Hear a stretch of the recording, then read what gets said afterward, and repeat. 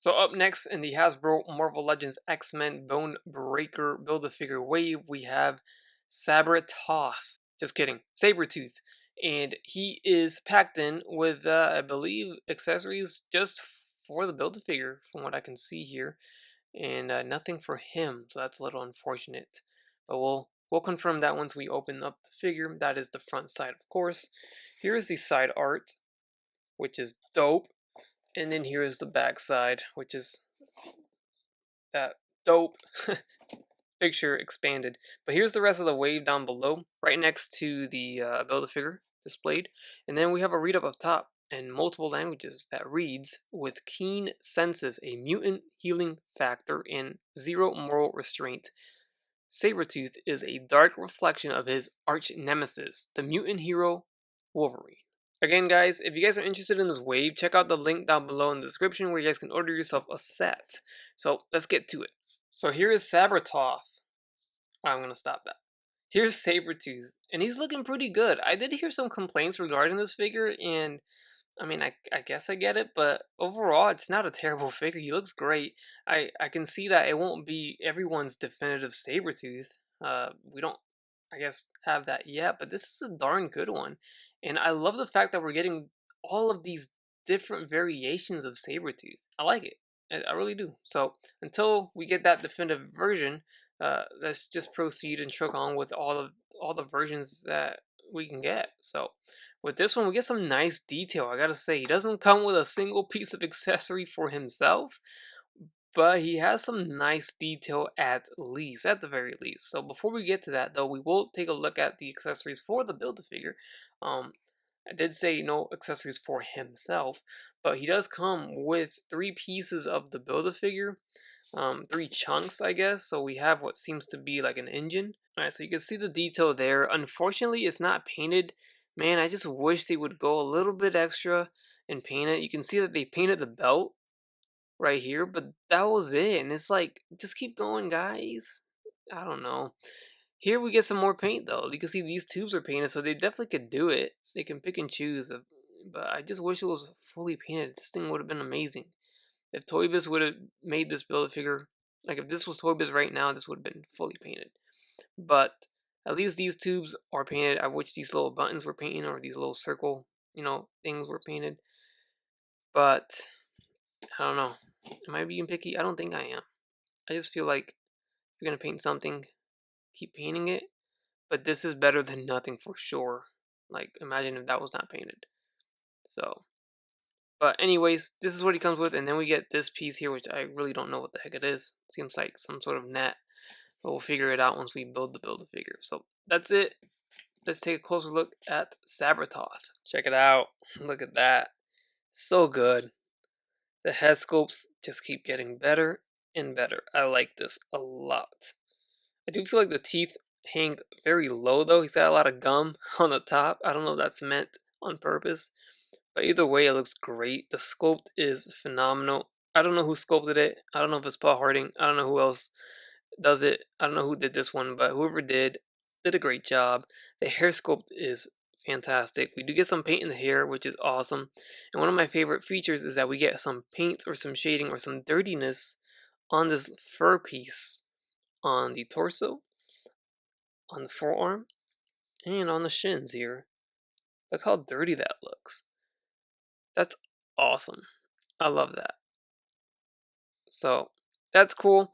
Now this body mold, I don't know why I'm drawing a blank, but somebody help me out here. Where did this body mold come from?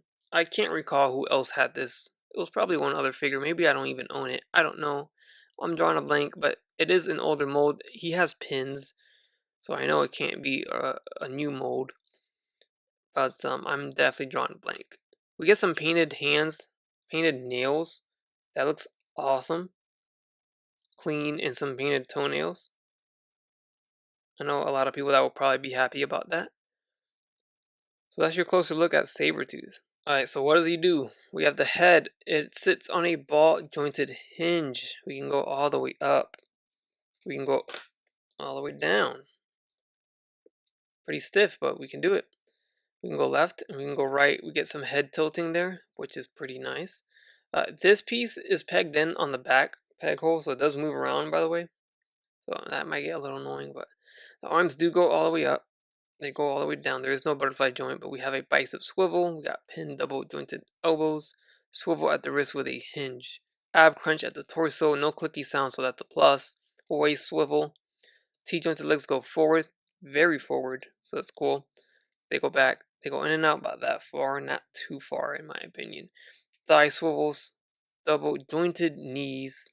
There is no boot cut or shin swivel. We have an ankle hinge and an ankle rocker, but there is no swivel. Alright, you guys, so here are the only other two Sabretooth figures I own right now.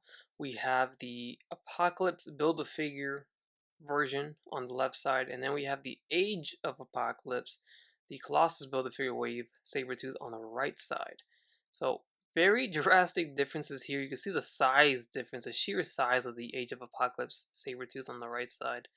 I know I have the regular Apocalypse Build-A-Figure Wave Sabretooth on the left side posed and bent down, but he definitely would be taller than the new Sabretooth that we have in the Bonebreaker Wave.